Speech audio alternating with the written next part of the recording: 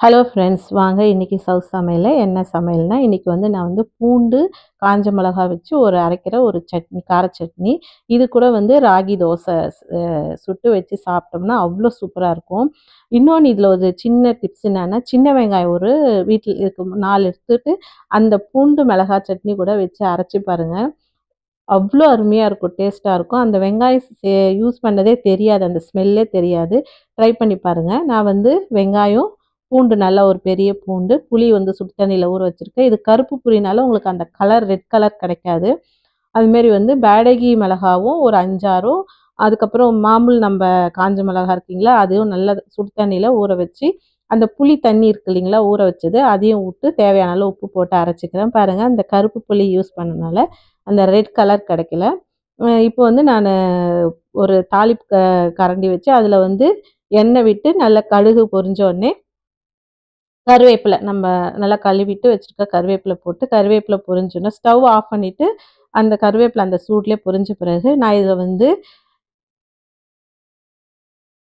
பெருங்காய பொடி வந்து நான் வந்து இதில் வந்து யூஸ் பண்ண மாட்டேன். எப்பவுமே வந்து இத மாரி சட்னி தாளிக்கும்போது சட்னியில தான் போடுவேன். ஏன்னா நம்ம அந்த எண்ணெயில ஊத்தும்போது ஒரு மாரி கருப்பாயிடும். அதனால நீங்க அந்த சட்னியில போட்டு மேலே எண்ணெய் ஊத்தும்போது அந்த பெருங்காயத்தோடைய ஸ்மெல் ரொம்ப நல்லாயிருக்கும். ட்ரை பண்ணி பாருங்க. இந்த சட்னி வந்து அந்த வெங்காயம் போட்டு நம்ம அரைக்கும்போது சின்ன வெங்காயம் போட்டு அவ்ளோ டேஸ்ட்டா இருக்கும். அ அவ்ளோ நல்லாயிருக்கும். குழந்தைங்களும் நல்லா சாப்பிடுவாங்க. காரம் இருக்காது, தெரியாது. இப்போ நான் வந்து இட்லி மாவு அரைக்கும்போதே ஒரு பிடி அந்த இட்லி மாவு எடுத்து வச்சிருக்கேன். அதிலேயே வந்து நம்ம உளுந்தெல்லாம் போட்டு கலந்து வச்சுருக்கோம் இல்லைங்களா? அது ஒரு 2 கைப்பிடி, ஒரு 2 டப்பா வந்து நம்ம 2 டம்ளர் ராகி மாவு போட்டு நல்லா உப்பு போட்டு கலந்து நம்ப நைட்டு வச்சுட்டோன்னா, காலையில பொங்கி வந்திருக்கு பாருங்க. இத வந்து நான் வந்து தோசை சுட போறேன். நீங்க தோசை வந்து சுட்டு அந்த கார சட்னி வச்சு சாப்பிட்டு பாருங்க. அவ்ளோ நல்லாயிருக்கும். இது கூட வந்து காரக்குழம்பு யூ யூ வச்சு சாப்பிட்டீங்கன்னா, அதுவும் ரொம்ப நல்லா டேஸ்ட்டா இருக்கும்.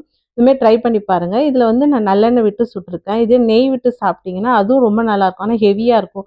உங்களுக்கு ராகி தோசையே வந்து ரொம்ப ஹெவி. அதில நெய் விட்டு சாப்பிடும்போது இன்னும் ஹெவியா தெரியும். நம்ம காலையில சாப்பிட்டு போனோம்னா, ரொம்ப மதியம் வரைக்கும் அந்த பசி இல்லாம இருக்கும். ட்ரை பண்ணி பாருங்க. இந்த சட்னி கூட அந்த ராகி தோசையும் வச்சு சாப்பிடும்போது அவ்ளோ நல்லாயிருக்கும். நல்லா அந்த சட்னி கூட வச்சு அந்த ராகி தோசைய மென்னு சாப்பிடும்போது, அந்த ஒரு டேஸ்ட்டு வாயில வந்து கிடைக்கும். ரொம்ப நல்ல டேஸ்ட்டா இருக்கும். குழந்தைங்களுக்கும் ரொம்ப பிடிக்கும். நல்லா பாருங்க மொறு மொறு மொறுன்னு இருக்கு தோசை.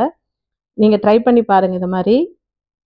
உடம்புக்கும் ரொம்ப நல்லது. காலையில ரொம்ப நல்ல ஒரு ஆரோக்கியமான, சத்தான ஒரு டிஃபன் சாப்பிடுறது வந்து, இப்ப இந்த காலத்துக்கு ரொம்ப ரொம்ப உடம்புக்கு நல்லது.